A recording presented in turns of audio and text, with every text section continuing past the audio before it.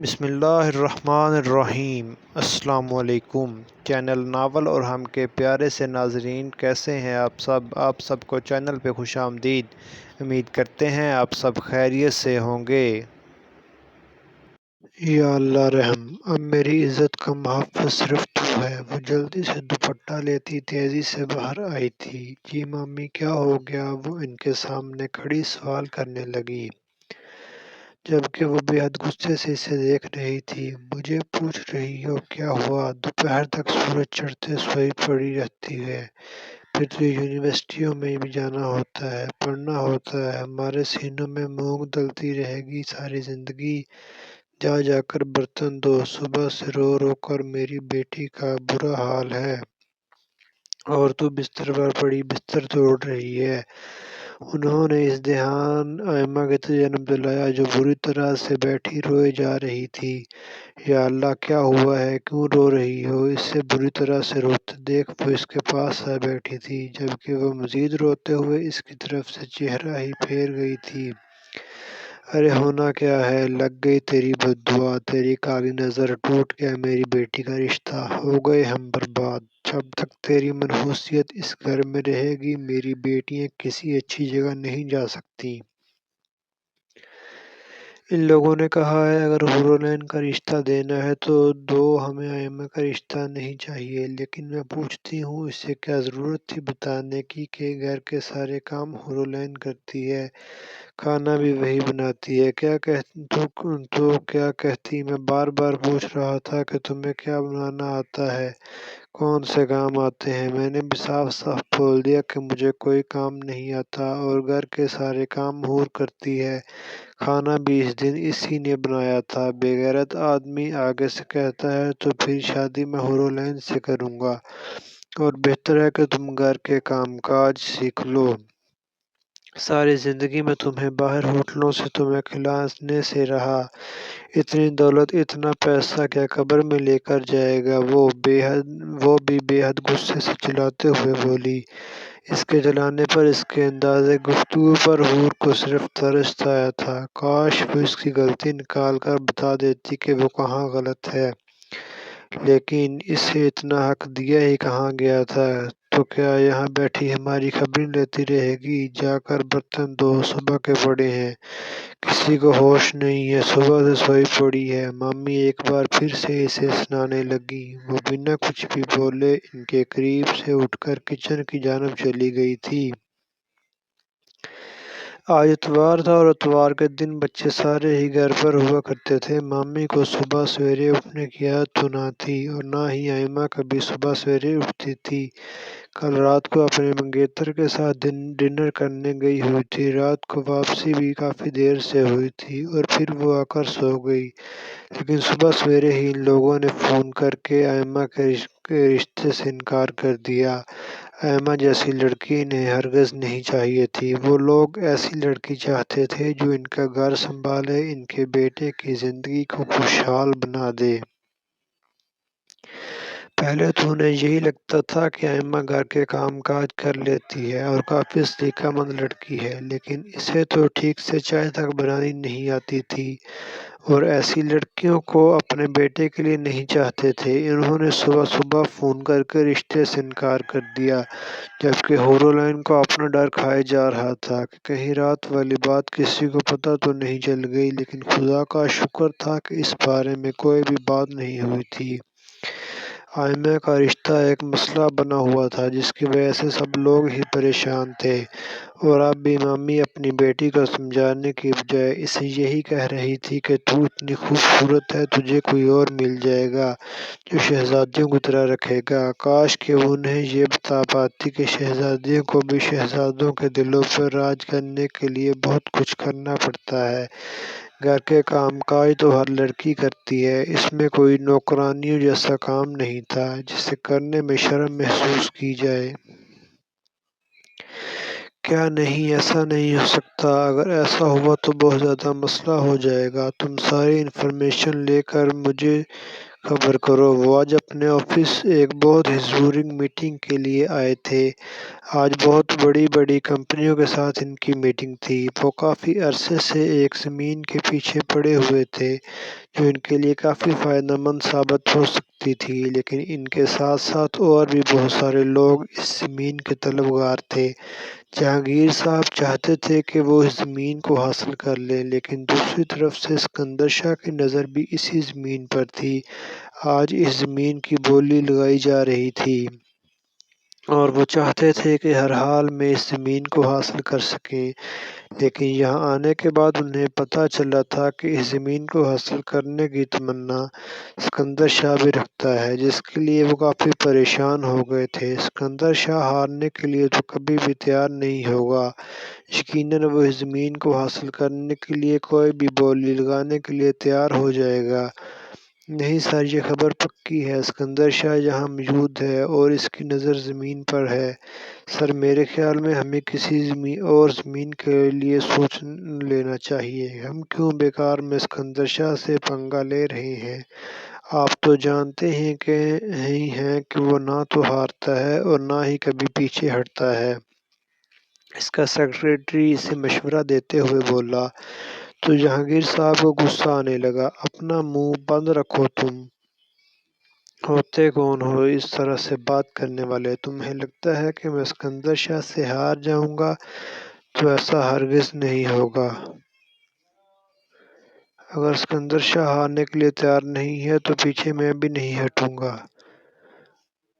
مجھے یہ زمین چاہیے، ہر حال میں چاہیے، وہ غصے سے کہتا اندر چلا گئے تھے۔ جہاں تھوڑی ہی دیر بعد بولی شروع ہونے والی تھی۔ انہیں اندر آتا دیکھ اسکندر شاہ کے چہرے پر مسکراہٹ آ گئی تھی۔ انہیں سب سے زیادہ مزہ جہانگیر کو ہرانے میں آتا تھا۔ جہانگیر بنا ان کی جانب دیکھے اپنی مخصوص کرسی پر بیٹھے اور بولی شروع ہونے کا انتظار کرنے لگے۔ ہیلو ایوری ون، جیسا کہ آپ سب جانتے ہیں کہ آج یہاں پر ایک زمین کی بولی لگائی جا رہی ہے۔ یہ زمین بے حد فائدہ مند ہے، جس کے لیے بہت سارے لوگ اس زمین کو حاصل کرنے کے لیے آج اس میٹنگ میں موجود ہیں۔ اس زمین کے فائدے بتا کر میں آپ لوگوں کا قیمتی وقت ہرگز ضائع نہیں کروں گا۔ تو چلیں زمین کی بولی شروع کرتے ہیں۔ اس زمین کی بولی رؤف صاحب 45 کروڑ سے شروع کرنے کے لیے رضامند ہیں۔ اب اس زمین کی قیمت کو 4 چاند آپ لوگ لگائیں گے۔ وہاں کھڑا لڑکا اپنی بات مکمل کرتا، باقی سارا کام سامنے بیٹھے لوگوں پر چھوڑ چکا تھا۔ ہر کوئی اپنی حیثیت کے مطابق زمین کی بولی لگانے میں مصروف ہو چکا تھا۔ یہ سلسلہ 1 گھنٹے تک چلتا رہا۔ کوئی اپنی حیثیت کے مطابق زمین کو اپنی قیمت دے رہا تھا، جبکہ اسکندر اور جہانگیر صاحب خاموشی سے بیٹھے صرف ان سب لوگوں کی باتیں سن رہے تھے۔ بولی 75 کروڑ تک جا پہنچی تھی اور سیٹھ رؤف صاحب اپنی زمین کی اس بولی پر کافی زیادہ خوش تھے۔ شاید انہیں یہ قیمت منظور تھی، لیکن اسکندر صاحب اور جہانگیر صاحب چپ تھے۔ جہانگیر صاحب جانتے تھے کہ اسکندر ان کی بولی کا انتظار کر رہا ہے اور وہ یہ زمین حاصل کرنا چاہتے تھے، لیکن سب سے اہم تھا ایک دوسرے کو ہرانا۔ 80 کروڑ! جہانگیر صاحب کو قدم آگے بڑھانے پڑے۔ 80 کروڑ سے پہلے کے اوپر کھڑا لڑکا کچھ کہتا، اسکندر صاحب کی آواز گونجی۔ 95 کروڑ! جہانگیر شاہ نے ایک بار پھر سے آواز بلند کی۔ 100 کروڑ! 110 کروڑ! قیمت بڑھتی چلی جا رہی تھی۔ جہانگیر صاحب ہارنے کا کوئی ارادہ نہیں رکھتے تھے۔ اس بار اسکندر شاہ مسکراتے ہوئے خاموش ہو گئے۔ جہانگیر صاحب کو یقین نہیں آ رہا تھا کہ اسکندر شاہ واقعی خاموش ہو چکا ہے۔ آخر ایسا کیا ہوا تھا کہ اس نے بولی آگے نہیں بڑھائی؟ مبارک ہو جہانگیر صاحب! 115 کروڑ کی بولی کے بعد یہ زمین آپ کی ہوئی۔ آپ یہاں آ کر ان کاغذات پر دستخط کر دیں۔ سامنے کھڑے لڑکے نے انہیں پکارا، جبکہ وہ حیرانگی سے اسے دیکھتے ایک نظر سکندر شاہ پر ڈال کر اوپر چلے گئے تھے۔ انہیں خوشی تھی کہ وہ یہ زمین حاصل کر چکے تھے۔ سر آپ تو یہ زمین حاصل کرنا چاہتے تھے، پھر آپ 115 کروڑ پر کیوں رک گئے؟ سکندر کا سیکرٹری باہر آتے ہوئے ان سے پوچھنے لگا۔ میں اوقات دیکھ کر قیمت لگاتا ہوں شفیق، اور میری نظر میں اس زمین کی قیمت اتنی نہیں تھی، اور اس قیمت میں اس زمین کو حاصل کرنے والا میری نظر میں بیوقوف ہے۔ جہانگیر نے خود اپنے پیروں پر کلہاڑی ماری ہے۔ یہ اس کی بیوقوفی ہے کہ اس نے اتنی زیادہ قیمت میں زمین کو حاصل کیا ہے۔ میرے لیے وہ زمین اتنی قیمتی نہیں تھی۔ میں سیاسی انسان ہوں، بیوقوف نہیں۔ جہانگیر کو لگتا ہے کہ اس نے مجھے ہرا دیا ہے۔ بیوقوف آدمی اس زمین کو اتنی بڑی قیمت میں حاصل کر کے خود ہار گیا ہے۔ صحیح کہتی ہے دنیا، دشمنی میں انسان عقل اور شعور کھو دیتا ہے، جس طرح سے جہانگیر نے کھو دیا ہے۔ اسے میری طرف سے مبارکباد اور ایک گلدستہ دے دینا، اور ذرا فون کرو اس رحیم کو بھی، اس کی بھی میں خبر لیتا ہوں۔ سکندر صاحب باہر جاتے ہوئے اپنے سیکرٹری کو آرڈر دے رہے تھے، جبکہ ان کے پیچھے چلتا چلتا وہ ان کی ہر بات پر یس سر یس سر کی گردان کرتا ہلکان ہو رہا تھا۔ سر آپ کو نہیں لگتا کہ اس زمین کی قیمت اتنی زیادہ نہیں تھی جتنے میں آپ نے اسے خرید ہے؟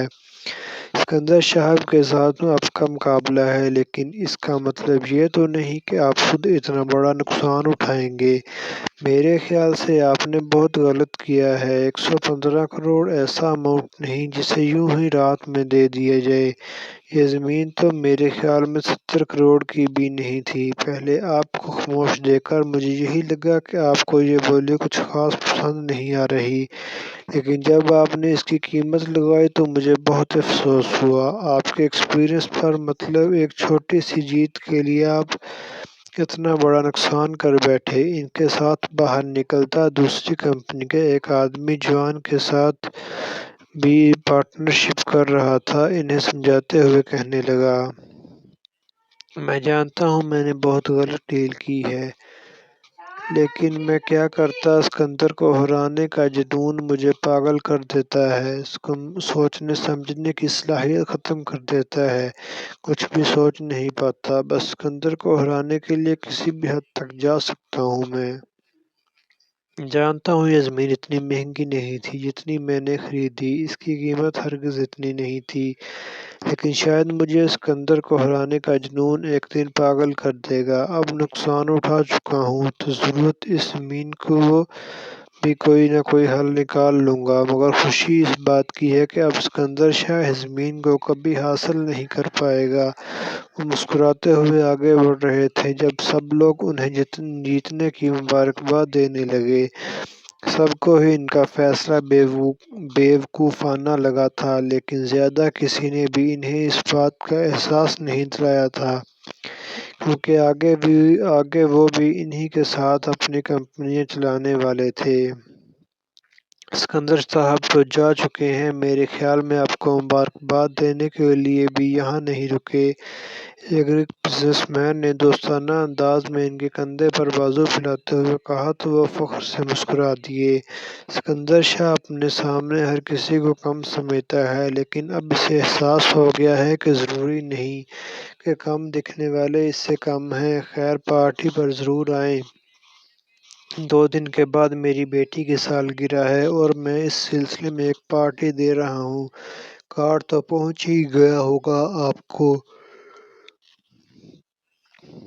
جی بالکل، کارڈ تو مجھے پہنچ ہی گیا تھا۔ وہ دراصل ایک اور پارٹی بھی تھی سکندر صاحب کے گھر۔ ان کا بیٹا پاکستان واپس آیا ہے تو وہاں بھی جانا ہے، شاید آپ کو بھی انوائٹ کیا ہوگا۔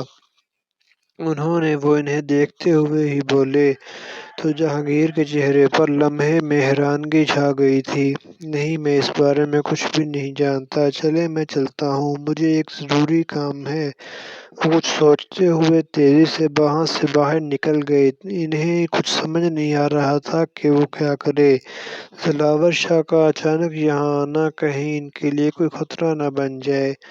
دلاور شاہ سے اپنی بیٹی کو بچانے کے لیے ہی تو وہ اس چھوٹی سی عمر میں اس کی منگنی کروا رہے تھے، لیکن ابھی نے کوئی اور فیصلہ کرنا ہوگا، وہ بھی بہت جلد۔ انہوں نے جلدی سے اپنا فون نکالا اور اسجد کے نمبر پر فون کیا۔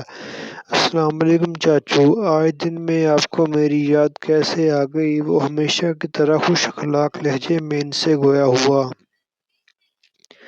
وعلیکم السلام اسجد، میری بات بہت غور سے سننا اور سمجھنا۔ پرسوں تمہاری اور ایشام کی منگنی ہونے جا رہی ہے، لیکن میں چاہتا ہوں کہ یہ منگنی نہیں بلکہ نکاح ہو۔ مطلب جو نکاح ایشام کے ایگزامز کے بعد ہونے والا ہے وہ پرسوں کروانا چاہتا ہوں۔ وہ کچھ سوچتے ہوئے بولے تو فون کی دوسری جانب موجود اسجد پریشان ہو گیا تھا۔